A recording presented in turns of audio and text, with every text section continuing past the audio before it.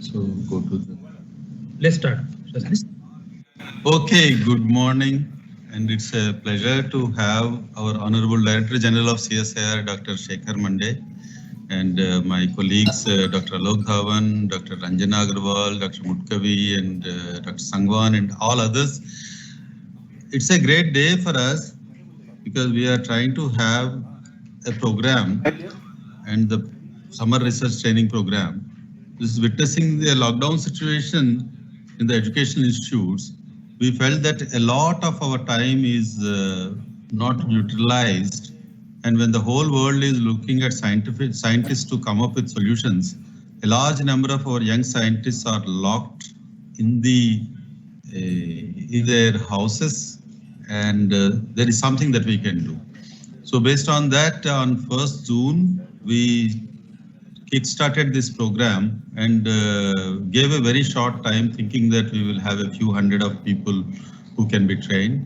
But there is an overwhelming response of more than 16,000 people who have applied. And this is a little difficult for us to accommodate because it's way beyond our expectation. However, we thought that we will go outside CSIR and try to find out the ways of accommodating them. Currently, around 730 people are connected in MS Teams. Around 300 plus people are connected on Facebook. And we are expecting that every minute this number is increasing.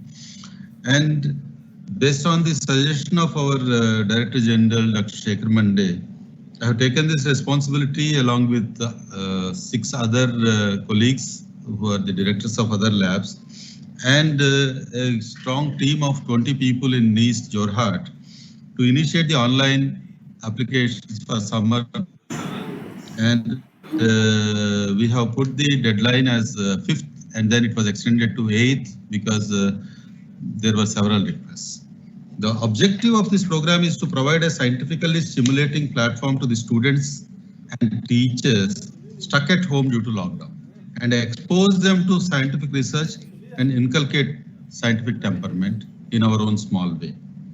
The motto, as I said before, when the world is in lockdown and universities and education institutes are closed, we need to proactively create opportunities to engage and connect students and teachers to bring forth innovativeness and creativity to combat COVID-19 types of pandemics through science and technology. And I feel that when you look at the history, most of the inspiring innovations were made only at the time of war or natural disasters or pandemics. So when a tough challenge is here, the best in us should come out. And just like a Pokhran test has given a challenge for our nation, this COVID-19 has also given a challenge, and country has been really able to rediscover themselves in some areas of science and technology. And CSIR, under the leadership of our Director General, has played an extremely important part in building this. So, next, the agenda of the outline of the programs is we would like to inspire people by bringing the topmost personalities, like the popular lectures where a large number of people can join, and this involve the topmost people in India and maybe some selected Nobel laureates from abroad. We are trying to connect to 30 plus minus people in India and 30 people from abroad. So we are targeting about 60 people, maybe 30-40 lectures we will be successful in the next 2 months, and we are very positive about it. Besides that, there will be specialized lectures in each subject by experts, and the feature is live demonstrations of high-end equipments, instruments, and experimental procedures will be described by the experts while they are carrying out it, and these things will be for a selected small number of people who are involved.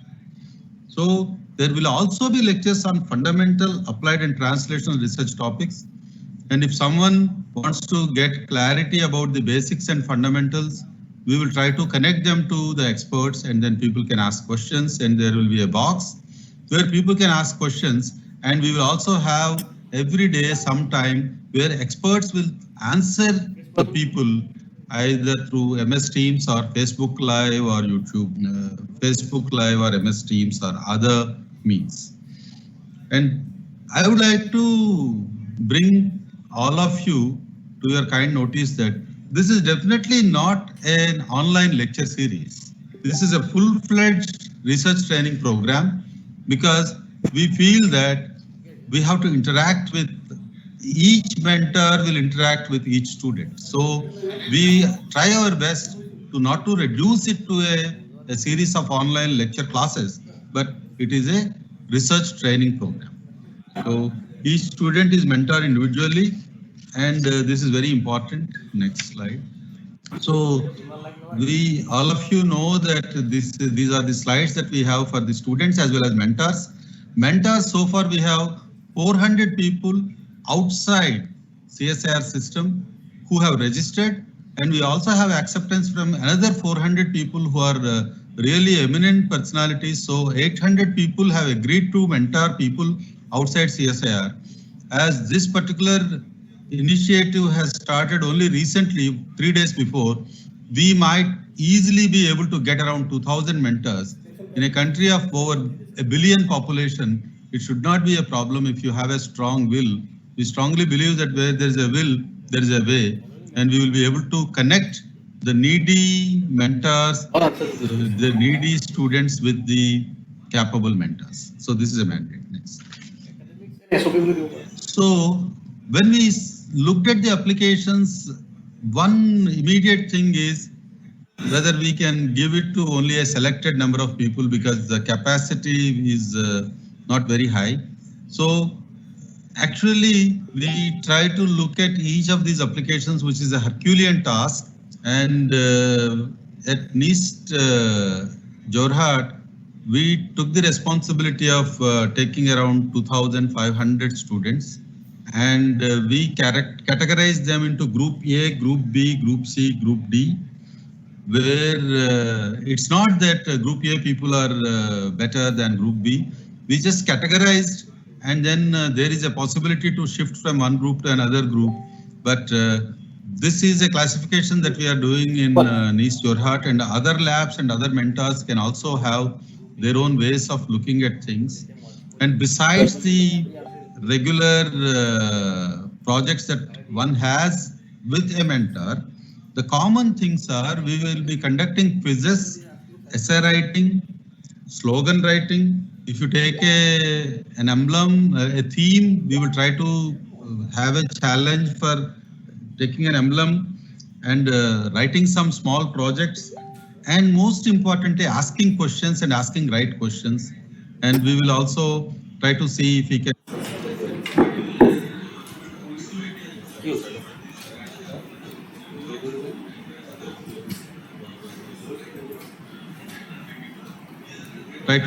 can reward people who will do these things in a very effective way. And how about looking at grand challenges? Recognizing grand challenges and providing training, providing solutions for these grand challenges is also another thing that we would like to bring it to the notice. And how do we get unique ideas? And the mechanism to reward these unique ideas is also on part of our agenda. We are actually driven more by our enthusiasm, and if there are so many lacunas and then there are so many problems that are there in running it, because our lab is not fully equipped with the bandwidth. So I would like to bring to the notice of all of you that on 28th May, around just after noon, we got a letter from our Honorable Director General, and we made the advertisement because he has been in touch with me for 2-3 days before that. And the advertisement was sent on the same day, and the creation of this online portal was started, and we could put it from 1st June on available to everybody after checking the functioning of it. And by 8th June was the deadline, and our people have worked so hard for 2 days and then give the results of these people by 10th. and the scrutinization and then allotment of the application is still going on with several CSIR laboratories, and all our sister laboratories have played a very important role. They are very, very enthusiastic, and total number of applications that are received are 16,384. Online applications are 12,884, offline are 3,500, and a small percentage are redundant. They applied more than once. So if you round off, still it is around 16,000 applications. And we are now in the process of allocating the mentors for the remaining people. About 30-40% of the people we have finished the job, and by 18th evening, we will be able to find out how many people can be, all the people who are the mentors for each candidate. This will be available. And we would like to conduct the orientation programs and a couple of lectures tomorrow and day after. And by 18th evening, we will try to have a link between the mentee and the mentor. So currently, we have 866 people in the MS Teams and 869 and 410 people on Facebook Live. And I really thank all of you, and particularly the brilliant idea that our DG has to do something in this COVID times, and the support that I get from Dr. Mutkavi, Dr. Alok Dhawan, Dr. Ranjana, Dr. Sangwan, and Dr. Chakravarti is tremendous. Now I request Professor Alok Dhawan, Director, IITR, to introduce today's speaker of eminence, Dr. Shekharji Mande, the Director General and Secretary, DSIR. Over to Dr. Alok Dhawan. Shastri, very good morning to all of you who are on MS Teams or on Facebook. I think it's a very unique experiment that CSIR is conducting now. And we are in the midst of this COVID pandemic, and we have to improvise all the time. It's a great pride and privilege for me to introduce his speaker of eminence, Dr. Shekhar Mande, who's not only the Director General and Secretary of CSIR, but he's a brilliant scientist himself, a visionary leader. He led the NCCS Pune as a director, but also worked as a scientist in CDFD. And before that, he started his career with CSIR as a scientist in IMTech Chandigarh. He has, to his credit, most of the awards that are bestowed on young scientists, including the Shanti Swarup Bhatnagar Prize and the Wellcome Trust Award. And he's a fellow of all the Indian academies, as well as several awards that he has been bestowed from abroad. I think he is heading currently, if I may use the word, the citadel of scientists who are doing innovative research. That's what I call CSIR now. He has transformed CSIR after he joined, and especially in these times of COVID-19, he galvanized everyone, the entire team of CSIR, through the different themes. It could be engineering, it could be biology, it could be physics, it could be any science that we are involved in. We're all galvanized into this this pandemic. Tried to do our best in whichever way we could to ensure that the government and the people are benefited by the science and technology that is being developed at CSIR. So I think with these very few words, I will invite Professor Shekhar C. Mande to deliver his address and enlighten us more about the prospects of CSIR and how we intend doing research in this era. Dr. Mande, please. Thank you, Alok, so much for your kind words. Before I start, I must place on record my deep appreciation to the entire team led by Dr. Narahari Shastri, who have done such a phenomenal job of putting things together in such a short notice for conducting the Summer Research Training Program 2020.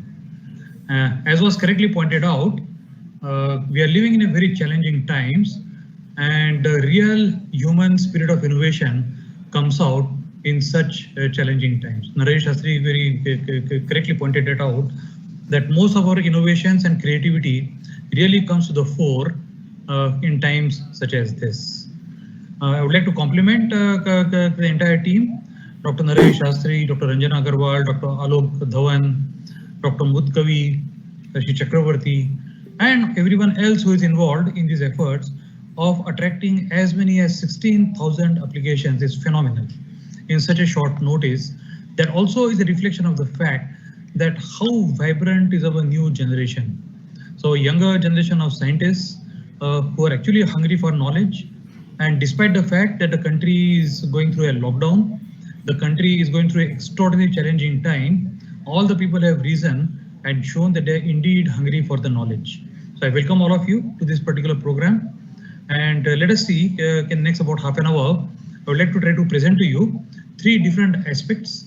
One aspect is how creative our population has been in our geographical area over centuries.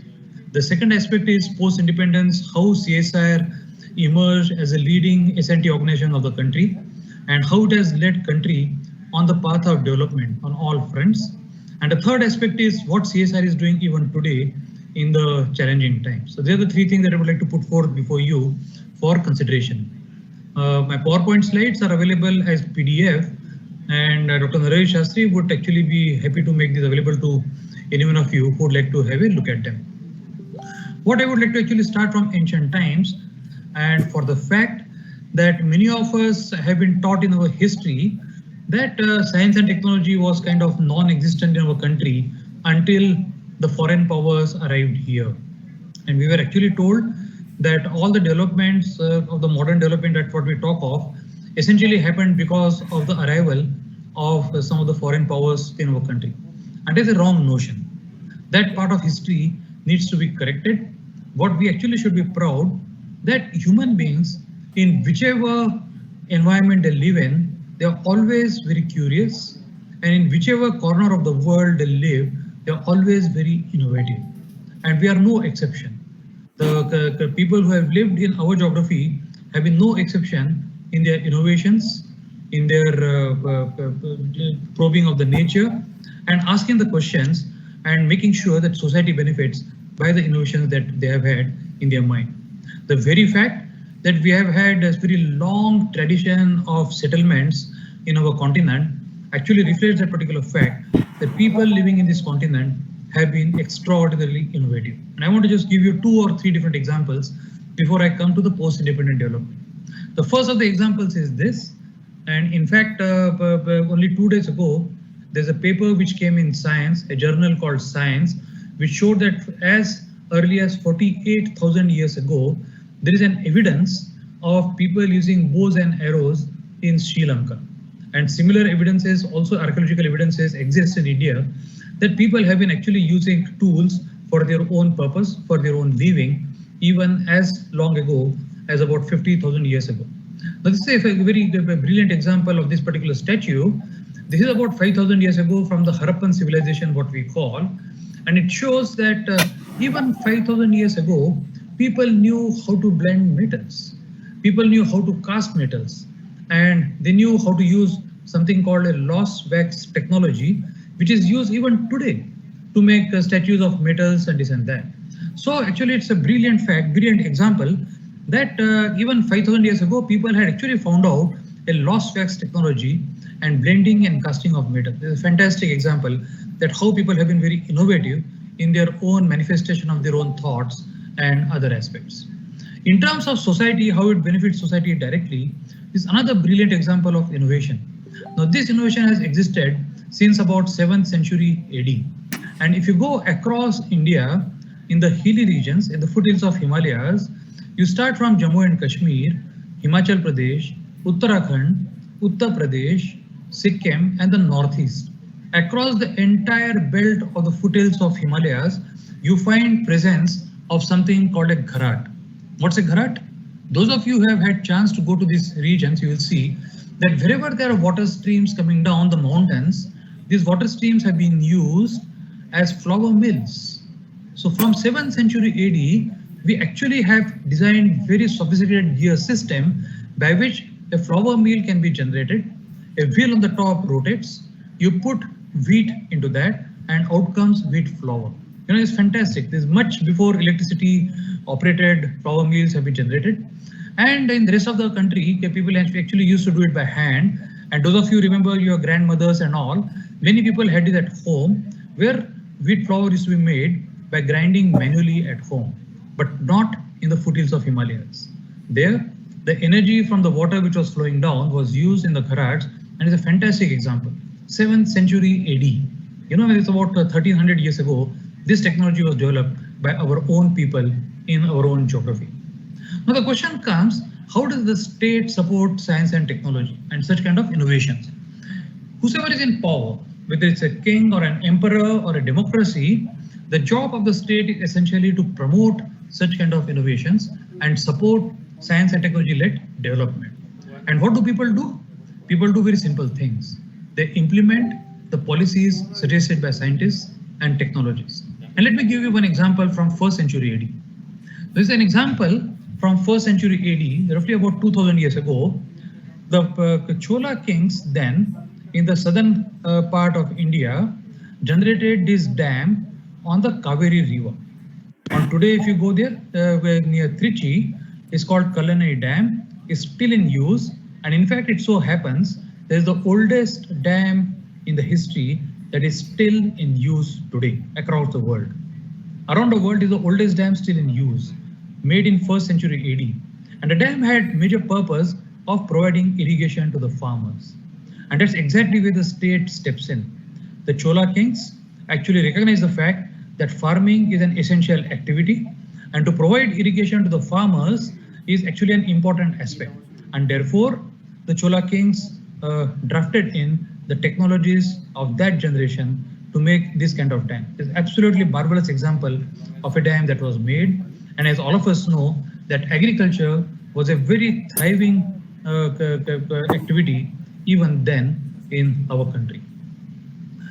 In fact, if you look at India's history, there are many such examples that we can go on giving. For example, in mathematics, in astronomy, in metallurgy, and also in medicines. We can talk of many different things. Today in the corona times, we are talking of vaccines, and many of us know that vaccines have existed in India as a practice which was followed from 12th century AD, what is called as the Tika practice. It was followed by the learned people of Banaras, who would traverse across the country and vaccinate people just ahead of the monsoon. This practice has been very prevalent. So if we are told that vaccination came because of the knowledge that the Europeans brought here, I think it's not fully correct. Probably it was right that Edward Jenner for the first time showed from the modern science perspective how vaccination actually happens or how vaccination should be done. But the practice existed even before that as the Tika practice. So we should be very proud that the people living in this era have been very innovative and had adopted science and technology as an essential component of the development of human beings. We should be proud of another fact that when we became independent in 1947, our forefathers clearly saw science and technology as the major driver of development. And ours is a very unique constitution, and we must thank our forefathers and the people who wrote our constitution that they hardwired in our constitution. H is what you see of Article 51A, which says to develop the scientific temper, humanism, and a spirit of inquiry and reform. This is hardwired in our constitution, and we should be very proud of our people who wrote our constitution to make sure that science and technology and spirit of inquiry is a part of our national constitution. I would like to give you examples of modern India. What were the challenges when the British left us? I would just like to highlight a fact that when the British arrived here in the form of East India Company, somewhere in the mid 18th century, at that time the country was a very prosperous country. Many of us know that the total GDP that we contributed to the world was of the order of about 27% of world GDP was contributed by India at that time. When the British left us in 1947, our contribution had dropped down to about 2%, because essentially all the industry, all the manufacturing had moved out of India, and therefore our contribution was very low. And in fact, we were left as a very poor nation. We were deprived of almost everything that we could think of. So the major challenge for the people of the generation that went by, the major challenge before them was how do we resurrect our country using science and technology as the major driver. And therefore, we can actually look at rough periods starting from 1950s. There was a period of self-reliance. Then came the period of 70s to 1990s of technology denial era, in which every possible technology around the world was denied to India because the world was scared that India would become a superpower one day using these technologies. But that's not to be. We want to be a superpower as far as science and technology is concerned, but we are an extremely peaceful nation, as our history tells us for last 5,000 years. We don't have geographical ambitions, and we have very peace-loving ideas that have emerged from our countries. People like Gautam Buddha and people like Mahatma Gandhi were born and were the epistles of peace around the world of their own era. The eras of 1990s to about 2000 was an era in which we became aware of intellectual property, and I'll comment about a little bit about it later. And now today is an era in which we have globalized ourselves, and we have to see how we become Atmanirbhar, as the Honorable Prime Minister has said. In today's era, how do we actually move forward with Atmanirbharta? And CSIR has in its genes the Atmanirbharta always built in from its beginning. As I said, when we began our journey in 1947, one of the first challenges ahead of us was how are we going to implement the democracy in our country. We had adopted democracy as a form of governance, and democracy's essential principle is that how do we ensure that every citizen gets a right to exercise his or her vote. And CSR came up with a very, very innovative solution. What you see on the forefinger of the Honorable Prime Minister here is an ink that was developed by CSIR Laboratory, National Physical Laboratory, and then the technology was transferred to Mysore Ink, and this ink is now used in many countries around the world, including in India. You know, every time you go and vote in the elections, please remember that the ink was developed by CSIR Laboratory in 1950s in order to implement democracy. And those who would like to have an even better example, a better known example to all of you is someone here. Look at this. Even the celebrities actually show what CSIR has done in implementing the democracy in the country. There are a whole lot of other challenges that we are facing, and CSIR contributed very, very richly to each of these. During the Green Revolution, one of the challenges was how are we going to mechanize the revolution, mechanize the agriculture. And CSIR took upon itself the part of mechanization of agriculture and produced the first tractor in the country. You know, the tractors were not available then, and agriculture was essentially practiced through bullock carts and through manual means. But CSIR took upon the challenge of mechanizing everything, and what we see result is that many agri-pesticides were developed by our laboratories then to implement Green Revolution and see its benefits for common people. But then CSIR also did many other wonderful things.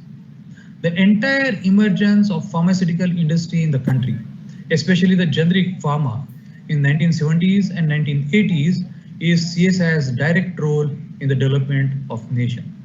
Some of you may remember in 1980s, probably the era before many of you were born, there were another very dreaded disease was sweeping across the planet called a human immune deficiency virus, or HIV, which causes the disease AIDS or acquired immunodeficiency syndrome. And the real fear was that it is going to sweep across the planet and going to affect a large population.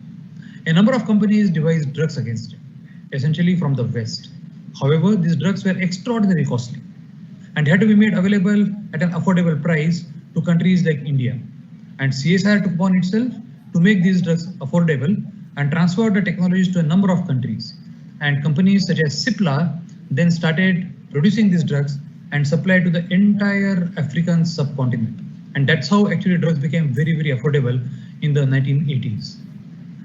When somebody filed a patent on haldi in United States, CSIR took upon itself to go and fight that patent. You know, haldi is a traditional knowledge of India. For generations, people have used haldi. Some of you might remember when you have running nose or if you have sour throat, your mother or your grandmother gives you hot milk mixed with haldi and jaggery. This is a very common remedy in India, and haldi is known to have protective properties on many of such kind of disorders. This is known. but someone in US filed a patent on it. And what it would mean? Therefore, using haldi for any medicinal properties, we would pay some money as royalty to that particular company. But CSIR, recognizing this fact, filed a suit in United States and very successfully fought a patent, and the patent was eventually revoked. That's one of the greatest contributions of CSIR in modern era. Similarly, creation of jobs from leather industry has also been fantastic and fascinating story that we can talk some other day. More recently, CSIR has been working very close to the farmers.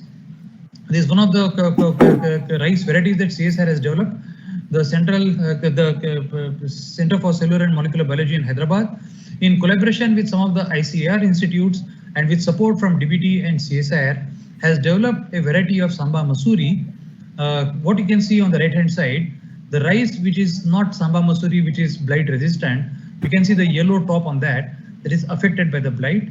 While in the front towards us, what you see is the green rice, that is actually resistant rice, and that has been developed by CSIR.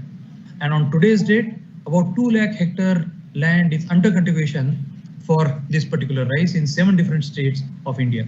We expect that about 10 to 20 lakh hectare will come under cultivation in the coming few years. Another great example I want to actually tell you very quickly is a very recent example, only 1 year old example. That is in the alcohol industry, which uses sugarcane as one of the major form as a distillery to generate ethanol. On the right hand side at the bottom, you see what comes out as an effluent is what we call as spent wash. Now, ethanol industry is a very thriving industry in the country. About 50 million people and families in India are dependent on it. About 5 million hectares is under cultivation for the sugarcane in the country. And about 80,000 crore is the annual turnover of this particular one. But the spent wash is extraordinarily polluting. You cannot discharge it into water. You cannot discharge in ground. And our lab in Bhavnagar, that the Central Salt and Marine Chemical Research Institute, or CSMCRI, came up with this particular solution. They took spent wash, extracted organics out of it, what you see on the left, and the organics can now be used as animal feed. Then as you move towards right, the inorganics are now extracted in terms of potassium nitrate. And all of you know that potassium nitrate is a very good fertilizer. And therefore we can actually extract 2 aspects out of spent wash. One is the organics that go as cattle feed, and the inorganics, which are potassium and all, which can be used as fertilizers in agriculture.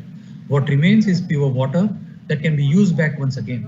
So what it has actually enabled us is that it has created about 15,000 new jobs by using this technology, and it is environmentally friendly, and the water can now be circulated.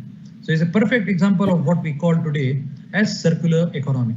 It is a very recent example, as I said, what CSIR has been contributing very significantly to our society.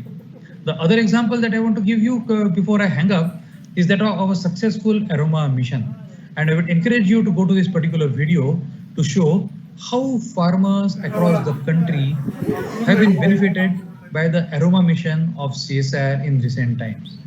Much of the land that this farming has been done is non-cultivable land. The land cannot be actually used for cultivating other crops, but aroma crops can actually be grown there very easily. And our laboratories have actually gone and helped the farmers to generate aromatic plants there. But not only that, they have also installed distillation units there so that the farmer can get economic value out of it. And on Twitter, this particular link that I have shown you here shows you how it has brought benefit to large amount of farmers, large number of farmers in the state of Union Territory of Jammu and Kashmir.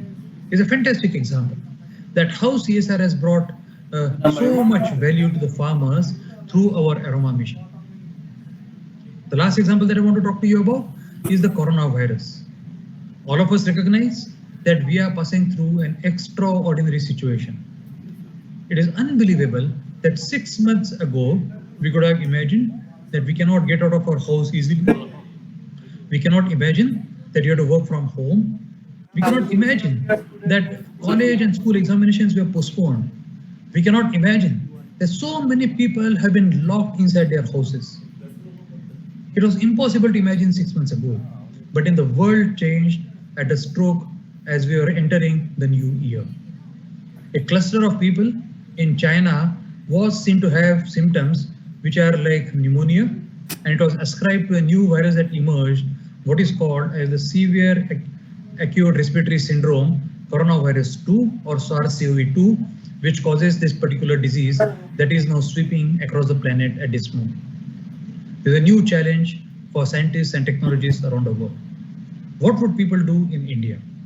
CSIR recognized that this is going to be a global pandemic in early March.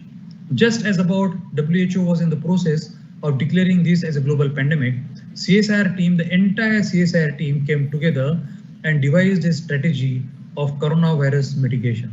And I'm very proud that all the CSIR labs have risen to the occasion of this mitigation process of coronavirus.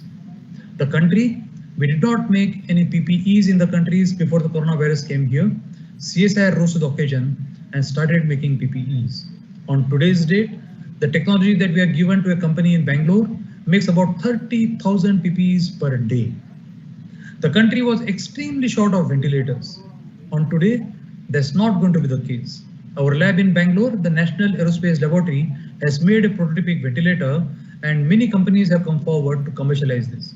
Very soon, that is in another 15 days, you will see the ventilators made by CSIR in the market. Oxygen is premium. People who undergo severe symptoms of the disease find themselves that they're short of oxygen. Our laboratory in Pune, the National Chemical Laboratory, has made an oxygen enrichment unit. Hospitals are going to be in short. In fact, isolation wards are going to be in short. Our two laboratories, the Central Building Research Institute in Roorkee and a Structural Engineering Research Center in Chennai, both of them have come forward with solutions. They can go and very quickly make 1,000-bedded hospitals in any city in a matter of only a few days. It's amazing. The diagnostics today is only based on RT-PCR, and 15 of our labs are actively engaged, including the IITR, which is led by Dr. Alok Dhawan here, and NIS Jorat, which is led by Dr. Narahari Shastri here. Both these labs, along with 13 other labs of CSIR, are involved actively in the diagnostics. But a diagnostic test today is what we call as the RT-PCR, but CSIR has come forward with new methods of diagnosis, more accurate, more quicker, and more affordable. All these tests are actually very accurate, quick, and they're affordable.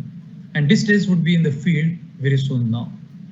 CSIR got a large number of candidates in clinical trials, whether be it MW, whether be it certain drugs like favipiravir, or whether be in certain other formulations, plant-derived formulations or Ayush formulations. CSIR was very quick in initiating clinical trials in collaboration with some of the major companies in the country. And last but not the least, when the world was saying that hydroxychloroquine is not very effective in coronavirus mitigation, there's a paper which was published in the journal Lancet, a very, very prestigious journal, from the people, from the professors in Harvard University. CSIR took upon itself to show that this paper was faulty, and the pressure that was built upon Lancet, in which CSIR participated, it was a global pressure that was built upon Lancet. Eventually, paper had to be withdrawn. As all of you know, one of the major producers of hydroxychloroquine is India. And if this paper had withstood the scrutiny of all the scientific community, probably hydroxychloroquine would not have been used in coronavirus mitigation. We are hopeful that hydroxychloroquine is a very good prophylactic drug, and we are hopeful that world will recognize that as prophylaxis, the drug could be used against coronavirus. And therefore, India could once again play a very critical role in the mitigation of coronavirus. That's what we are doing. And perhaps during the next course of next few weeks, if the summer training is really going on well and if enthusiasm remains, we can come back and talk issues related to coronavirus and what CSIR has done. And many of our scientists in the CSIR system would be very delighted to tell you about what CSIR has done. Now that's all that actually I had to say. Before I hang up, I would just like to leave you with this particular thought. These are the 7 deadly sins that Mahatma Gandhi had proposed to us. And look at the sin number 5. It says that one should never practice science without humanity.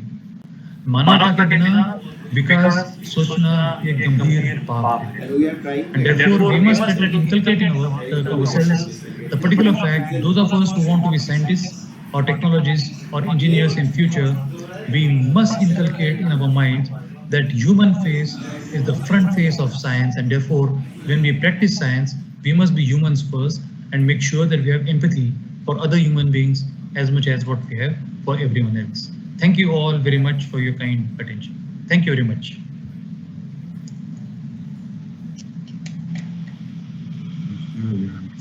Thank you very much, sir.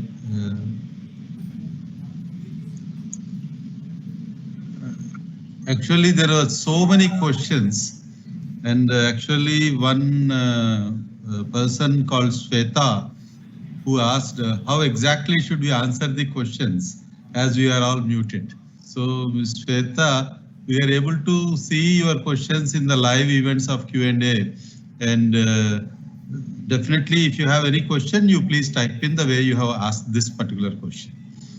There are several questions. One Yashwant Manuvada has asked, how do we CSIR help if I wanted to develop an artificial immunogen that can fight SARS-CoV or other SARS type of viruses? So this was a question by a young person. So artificial immunogens are the ones which would boost the human immunity, right? I mean, there are different arms of human immune system, and we would like to actually boost one particular arm which can fight the virus, right? And one should also boost the antibodies that are generated against the virus, the neutralizing antibodies. How does one do that? And there are multiple ways that people are trying around the world in this. In CSIR, what we have done, we have taken the route of an immune boosting drug or a vaccine you may call, and that is called MW. Now, MW is a Mycobacterium indicus pranae, is a bacterium, and it's a hit-kill bacterium. It specifically induces what is called as the Th1 arm of immune system. There's the immune system arm which specifically fights the invading pathogens, bacteria and viruses and so on and so forth. At the same time, it suppresses Th2, the ones which is very non-specific. And therefore, we believe that things like MW would be very useful. But if there are other ideas, and if those ideas seem to be viable, CSIR scientists would be very interested in looking at those, and CSIR can actually take up trials on some of those ideas as well. Thank you very much, sir. Yashwant, you can make a small concept and then send it to us, and we will connect it to the right people. So there is a question by Kamran Khan, who is asking how temperature affects the coronavirus rate of spread. Okay, so as of now, there is not much evidence whether temperature or humidity have much effect on the coronavirus.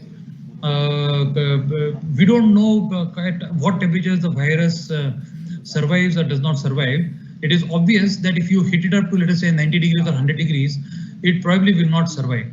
But the common environmental temperatures that we live in winters, say in India, roughly from 20 degrees Celsius, in summers to roughly about 45 degrees Celsius, the virus doesn't seem to have much adverse effect on its survivability.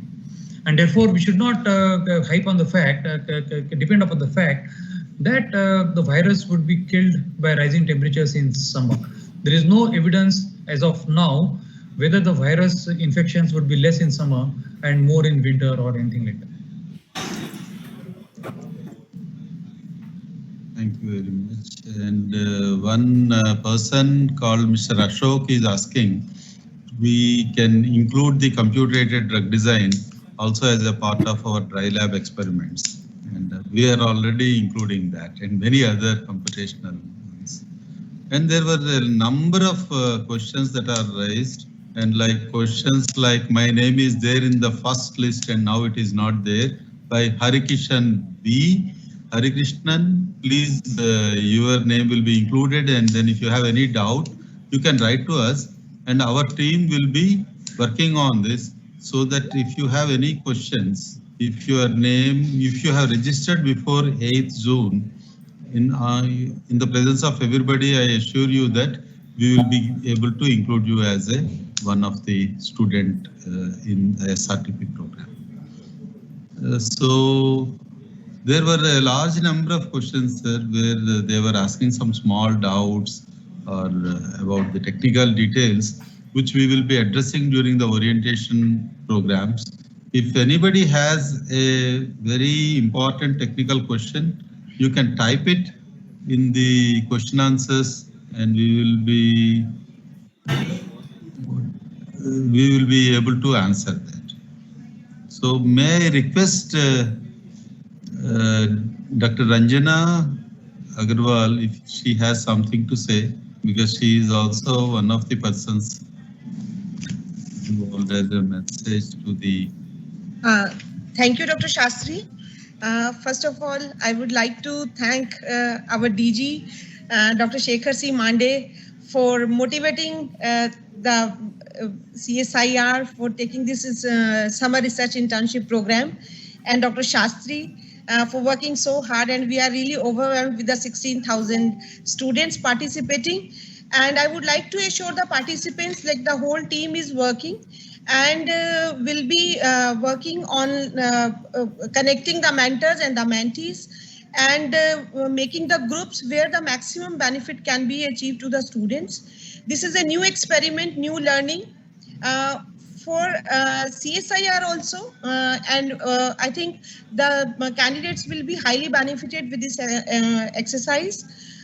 Because we are having experts from not only from CSIR, from other institutes also. So there will be close networking and will ensure that there is connectivity between the mentor and mentees, and it's not only a lecture series kind of program, like true internship experience the students will be getting, and they will be getting the first-hand experience with the new equipments, the latest equipments, and though it's an online program, but our effort will be that the learning is real learning. It's not only the virtual learning. So that's what I would like to assure. Thank you very much. Thank you very much, Dr. Ranjana. So there are some more questions, and one question is it true that ashwagandha helps to create medicine for COVID-19? Okay, so ashwagandha is one of the well-known formulations in Ayurveda biology, and CSIR is currently testing the hypothesis that it might help, but we'll have to wait for the results. And what CSIR has started is clinical trials based on ashwagandha, and the results of the clinical trials. So the clinical trials have been designed from very modern perspective, just the way the modern clinical trials are conducted. And only the results will tell. We'll have to wait for a few weeks before the results are out. So Shubham Chatterjee is asking a question that what is the role of mathematical modeling in predicting the behavior and spread of coronavirus pandemic? So mathematical modeling is extremely useful in how coronavirus might spread. So basically what you could do, you could take all the known data that you have. For example, we know that coronavirus essentially spreads through aerosols. When you inhale aerosols from an infected person, there's a chance that those aerosols entrapped coronavirus in that particular person, and therefore the unaffected person is now inhaling those aerosols. That's the significant evidence for that. Now, mathematical models can actually now go on in trying to suggest that where are coronavirus infected people, where are the clusters of people who are infected, what is the density of population there, what is the likelihood that these people might have transmitted coronavirus to the unaffected people, and so on and so forth. And based on that, some predictions can be made. And around the world, people are actually trying to make this kind of predictions on the data and the parameters that go into this kind of mathematical models. The mathematical models do indeed help. In many cases, they are very revealing, and they also help actually the decision-making authorities on how do we actually segregate people and keep them away, those who are infected. Yeah.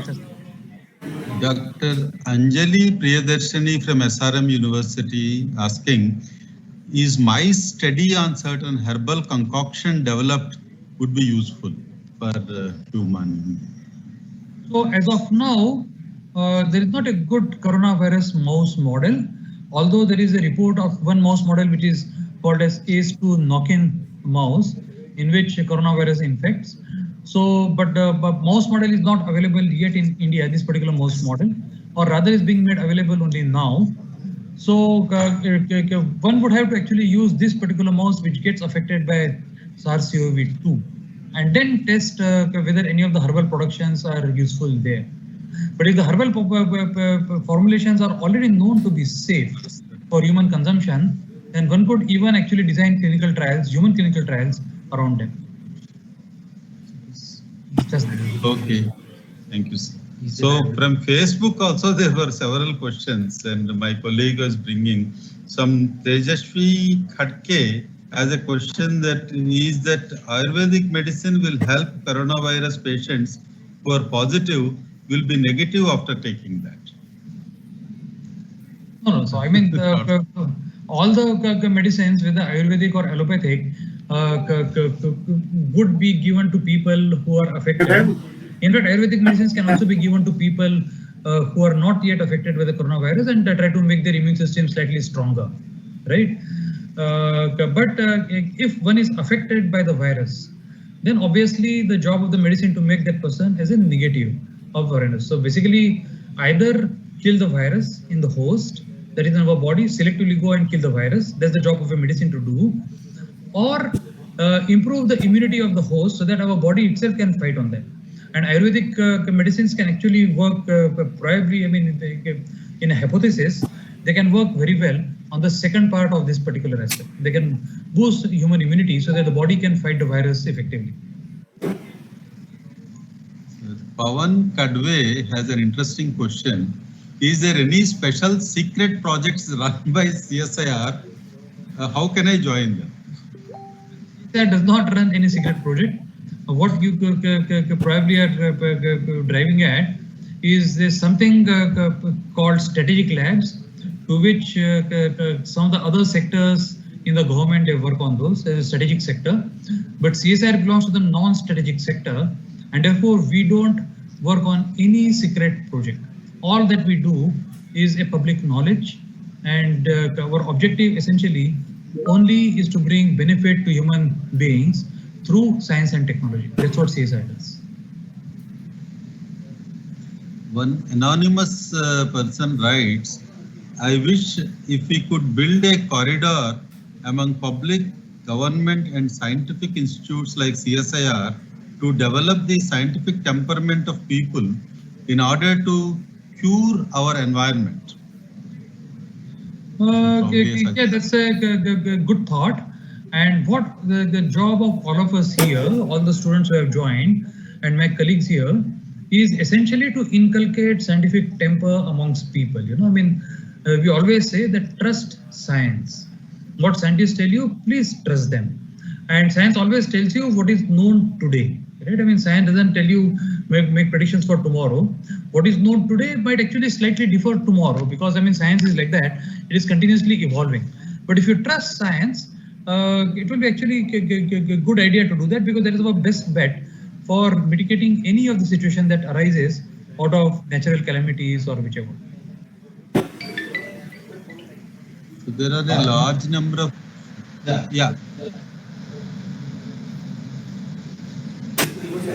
There are a large instance. Come here and ask. There are a large number of questions in Facebook, and the scientist who is looking at Facebook would like to put forward those questions. I am giving it to him. Sure. Sir, one question from Rohit Kapila. So he is asking, is immune system is only the key to treat with COVID-19? No, come again. Immune system is what? Immune system is the only key to treat with COVID-19. Well, I mean, the human body is an amazing body, has immune arms, and essentially we divide into two kind of immune this thing. We don't need to go into details because there are not too many biologists probably in the audience, but something called cell-mediated immunity and something called humoral-mediated immunity and all. We're not going to that, but the body is amazingly capable of recognizing what it makes on its own, that is the self, and what comes from outside, that is the non-self.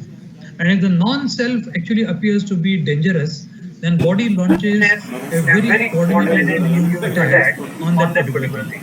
Typically pathogens such as viruses, bacteria, parasites, fungi. They are non-self and they actually try to invade our body and take over some of the functions of the body, just like coronavirus does. And therefore, body's immune system job is essentially protect ourselves from these invading pathogens. And immune system therefore is the real defense of the body against any of the invasion from outside. Rajesh Kumar Prasad asked a question: is CSIR working on antibodies extraction from the corona treated patients? Yes, CSR is indeed working on two aspects from corona recovered patients. One is about what is called as a convalescent plasma, that people who have recovered from corona are a very good source of antibodies in their plasma. And our lab in Calcutta, the Indian Institute of Chemical Biology, has tied up with some of the hospitals in Calcutta, and they're trying to see whether this convalescent plasma can be used as a therapy. And their trials have begun already, and we are very happy with the outcome of the trial till now. The second thing that we are also trying to do we are trying to extract antibodies out of the plasma and trying to see which of these antibodies are neutralizing antibodies against the virus. And this project has been funded as a public-private partnership, and we are hopeful that they will be successful in generating what are called as monoclonal antibodies from the recovered patients. Sir, can you take one more question or two more questions? Sure. Yeah, sure. At what position is India in creating a vaccine against COVID-19? So, vaccine, there are about 100 odd vaccine projects going on around the world that many of you would be aware of. The leading vaccine programs, for example, there is a company called Moderna in US. They are mRNA based vaccine, the messenger RNA based vaccine. Or there's a company in China called CanSino. They are using a vaccine based on an adenovirus vector, based on the spike protein, and so on and so forth.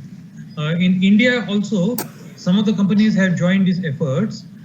Some of the largest vaccine makers around the world are thankfully in India, and these companies are working with academia around the world. For example, a Pune-based company, Serum Institute, has tied up with Oxford University, and they're actually trying to test this Oxford vaccine candidate and see whether it can be useful.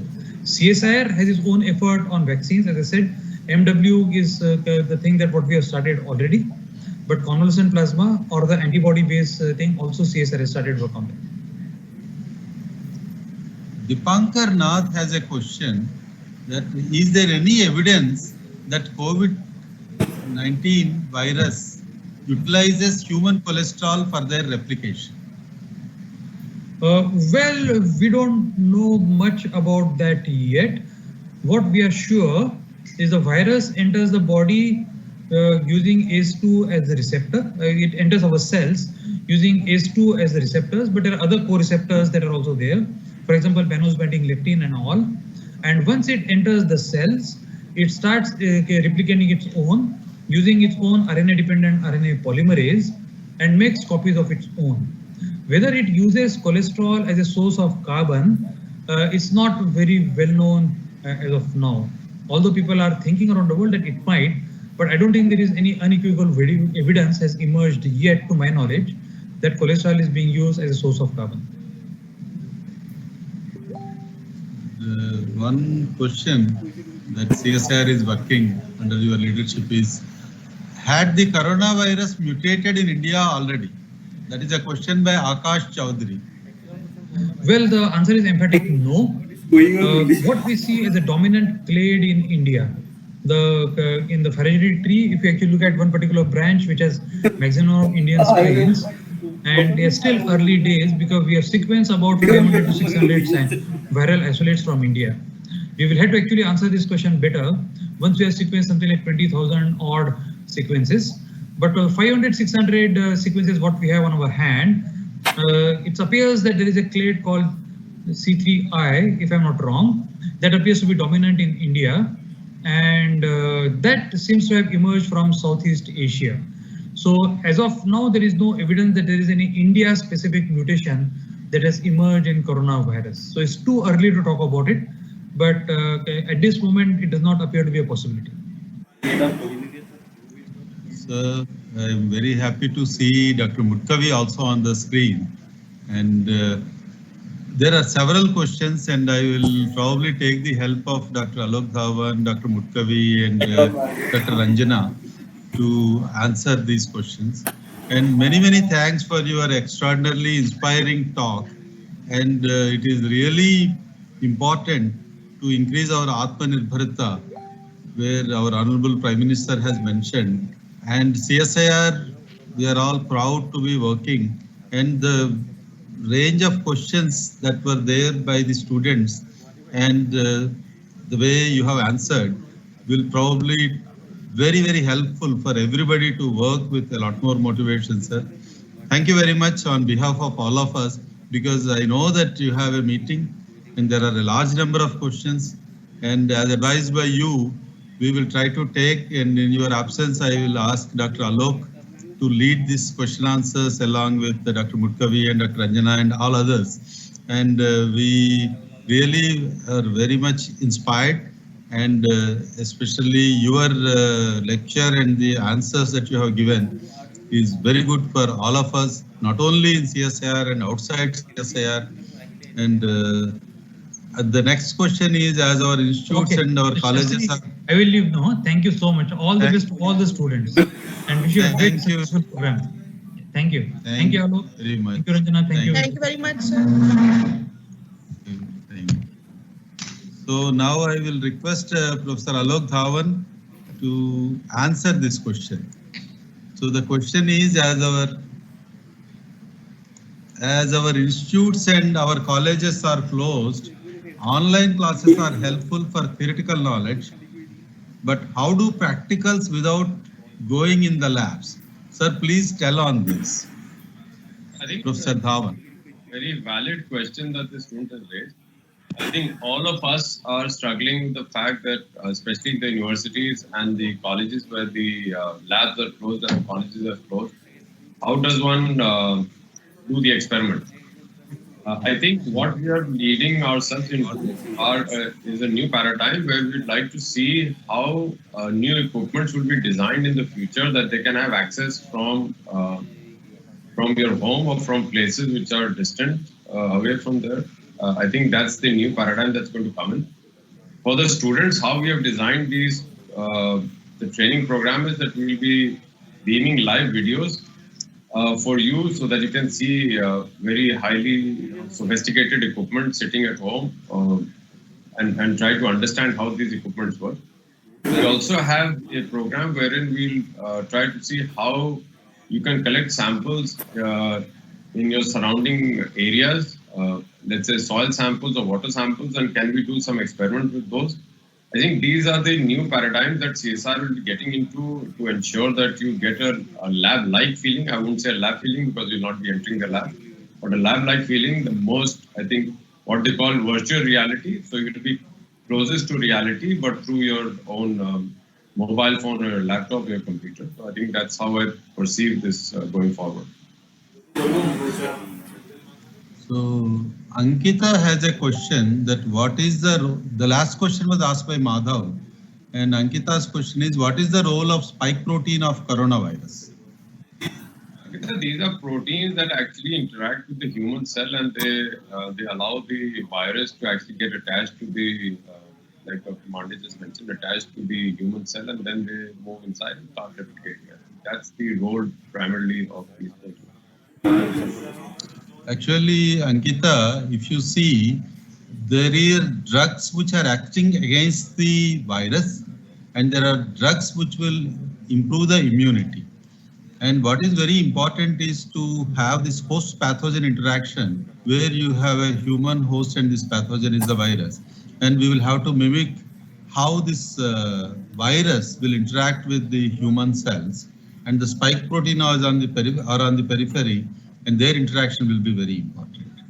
And there is a question by Shiva Rao. There are many people who are found to be COVID positive even after they are tested negative twice. What is the reason? What is it? They are found. Shiva's question is, there are some people who were found to be COVID positive. Before that, for 2 times they were tested negative. Yes, I think there is a lag before the virus actually shows up in the test. And so therefore, people are now saying that it could be anywhere between 5 to 7 days before you actually see the viral load. So essentially, any test has its own sort of sensitivity. So for the RT-PCR test, you need a certain viral load before you can actually see the, or you can actually amplify the DNA and then be able to detect that the virus is present. So I think that's how it is assessed. So people who are negative turn positive after a while because that's when the viral load in the body actually comes to a point where it can be detected. So Karan has a question. Is it possible to defest, or he meant to disinfect coronavirus by radiations of daily use light as far as technology developed? I can take this question. Please go ahead. No, go ahead. Who wants? I mean, Ranjana, do you want to start? Yeah. But actually, there is a publication about last week in Journal of Materials Chemistry, where this natural sunlight will be a good disinfectant, but it has to be put in that sunlight for about 6.8 minutes, and that will be the challenge. Yes. I would like to add here. Yeah. Please go ahead, Dr. Anjana. You know, Karan, there are also studies like on different surfaces, the virus has different survival time. And light, if we are talking of ordinary light in the domestic environment or in the office environment, because the light is not so prominent, so it doesn't work that much. So there is a time. For example, at some surfaces it survives for 48 hours, but at some surfaces it survives for 72 hours or more than that. So, it's too early at the moment to say like the visible light or the sunlight it can be used to defest coronavirus. But definitely UV light is being explored and it is effective. But for sunlight, a direct exposure is needed and for a particular time period. Only then it works. Otherwise, we should not take it as a general, thing, and we should be cautious about it. That's what my say is. Thank you very much, Dr. Anjana. Please, we may ask a few more questions. But now there is a question to Dr. Mutkavi, and who is the director of our artificial intelligence and machine learning activities in Port Institute. And the question is, what is the role of deep learning or AI in corona mitigation? Dr. Mutkavi. Yeah, one of the things that we can do is actually making projections about the number of cases. And in fact, we have tried that in our own institute using the deep learning techniques. And that seems to catch the patterns of infection because patterns of infection are very specific to different countries. Take, for example, some of the European countries which are very, population density is very low. There, the infection patterns are different. If you take, for example, very densely populated areas like, in India, like Bombay, Delhi, etc. So there, the patterns of infections are very different. Deep learning techniques particularly focus on the patterns, particularly pick out these patterns. And these are the best methods to actually pick these patterns and make a prediction about the possibility of the increase or decrease of the cases. And that, of course, can help a great deal in mitigation of the COVID-19 for a policy maker. Just watching, for example, TV coverage yesterday, how they have actually been able to intervene into the Dharavi in Bombay. So they had different techniques where they were able to,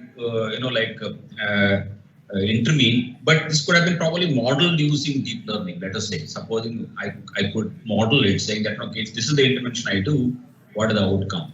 So these kind of simulations can be done very quickly and get a grip on what are the possible policy interventions in deep learning. Apart from that, of course, you can also do, I think, in the molecular dynamics, another thing, you can reduce the number of simulations probably. in terms of being able to get to the right molecule faster. Of course, that's not my domain, but that's also certainly one area of application where you can do this. Thank you very much. And may I ask Professor Ranjana to answer this question that LKV Pawar asked that how can we handle the environmental issues after the pandemic? This pandemic has given us the positive side on the environmental aspects as well as the negative. If you think at the on both the issues, after the pandemic, when everything was closed down, locked down, there was no industrial activity, no commercial activity, no transportation. So, this was the time when we see an atmosphere where the sky was blue, where the air was clean, the water was getting cleaner. So these were very, very positive. Biodiversity was flourishing. So these were the very positive impacts of pandemic which has happened. But at the same time, there are many other issues which we must look very closely, like how much plastic waste is being generated at this time. If we look at the gloves, masks and the PPE kits and the swabs we are taking, so lots of plastic is being generated. Similarly, water consumption has increased to a great extent because for the hygiene, sanitization, it is essential. And at this moment, we are not concerned about the water conservation. We are more concerned about the hygiene and the sanitization so that we can combat the corona spread. And how much soap and detergents and hypochlorites and all other disinfectants we are loading into the water. So there are all plus and minus sides. So after pandemic, or I will say like COVID period, it's going to be a longer period. Now everybody knows that it's not going to finish very soon. So, we have to be very judicious in our choices. When the economy is opening up, we cannot keep our industries closed and commercial activities closed, transportation closed. So, there has to be a very balanced approach that how do we open up and how do we take care of the environment. So the positive impact which we have achieved due to this pandemic, if we are not cautious, it's not going to stay for longer period. So we'll have to be very judicious. Our policies have to be environmental friendly. We'll have to look for the technologies which are greener technologies. And as Dr. DG mentioned, we should look for the circular technologies which are using circular approach. No waste is generated. So there are many parameters, multi-pronged approach we'll have to adopt to protect our environment after pandemic. Thank you. So Prince has a question that in India, as for now, the recovery rate is higher than the infection rate. How are these people being treated and cured by what process in the absence of a specific cure? The question is please. Yeah. In the absence of specific cure, about the coronavirus, it was from the very beginning, it was said like coronavirus, it's not like if somebody is infected, it's going to always be a very serious kind of condition is there. So more than 80% of the patients who are infected with coronavirus are going to be like mild symptoms, or many of them may be asymptomatic. And then rest of the people who are having comorbidities or having age-related factors, they are basically going to be the serious patients. And out of those also, only some fraction will have the, where the interventions like ventilation that will be needed. So that's the one thing when we say the recovery rate. The second thing is, I will say, demography of India, I think is a very positive side for us, because our generation is quite in terms of European or American, we are having younger population more, so which are able to tolerate that corona in a better way, to combat corona better way than the older generation. So that can be another reason that we are having. And third one,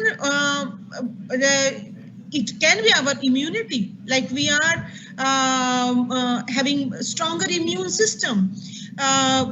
Specifically, you know, in our rural areas, people who are involved in the agriculture and these kind of things, they have, you know, they adapt special immunity, special strength. So these can be some of the reasons that why in India the infection rate, recovery of infection rate is higher as compared to other countries. So these are some of the factors. So thank you very much. Thank you. And maybe I will ask one more question that Shubharanjan Koham has asked. Can we use nanochemistry against COVID-19? Yes, I think, you know, nanochemistry, I was listening to DST Secretary Dr.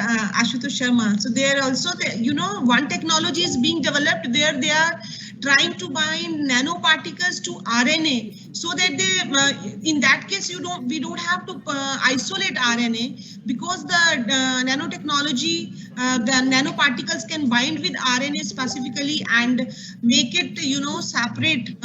We can separate it easily. They just like precipitate it down, and then that saves the isolation time for the RNA, which is the biggest factor in getting delayed in the subjects. So definitely nanoparticles, nanotechnology can play a very important role. Even in the development of diagnostic kits, etc., it has a definite role to play. Thank you very much. There were several questions like Amit Novele asked that how the Arrowa mission helped to grow farming economics. And Rajesh Reddy asked, does the virus transmission depend on the regional climate conditions? And Padmakshi Kokoti asked, is it possible to use serum antibodies from those who have recovered from COVID-19 to treat others? And Shubham More has asked, can COVID-19 infect reptiles and amphibians and other mammals? And Punendra Guha asked if therapeutic approach with RNA technology for COVID-19 vaccination, then what are the initiatives taken by CSIR? And there are questions also like, since the coronavirus is constantly mutating, is it possible to find a stable vaccine by Krishna? And Debraj asked that when we have the full knowledge about the spike protein structure of the coronavirus, then why is the vaccine production being so difficult despite all our efforts? And there are questions by Ankush, Kunika, Faraz Ahmad, Tatagiri, Sengupta, Rajat. We will be answering all the questions, but I would like to answer one question by Akshay Gupta, where she or he asks, is it possible that after completing this online course, we will be given a chance to come to the respective lab under the same scientists? We have learned through online and can learn experiments through preferring physically or bigger apparatus and machines. All of you, this is just our attempt to connect. And there are no promises, and this is an isolated 2 months course, and everything is possible. It all depends on the mentor and mentee. We are just connecting them. We don't have any specific mandate, because when there is a crisis, we thought in a more spontaneous fashion, how do we help people? So there are a large number of questions about herd immunity or how to boost other types of immunity. This is a big area, and we will continue our journey. The journey has just begun, and we will have several sessions and how to take this forward. And in all these activities, one person along with many others, Dr. Ranjana, Dr. Alok Dhawan, and Dr. Chakravarti, and Professor Sangwan, the director of ACSIR, also played a very important role. And we have a strong support by Professor Vijayadhar Mutkavi, who is an expert in data science, machine learning, and AI. And both of us felt initially that we will make it mostly theoretical with a limited number of people. But with his support and all our support, we have expanded. And I request Professor Mutkavi to give his remarks and summary and also propose the vote of thanks. So please, Professor Mutkavi, you give your own remarks for some time and close the program. Professor Mutkavi. Thank you. You can hear me. I hope I am audible, right? Yes, you are Yeah. audible. Now I am speaking now. I think it's tough to give a summary because so much has been said, and I think probably your questions are still flowing in.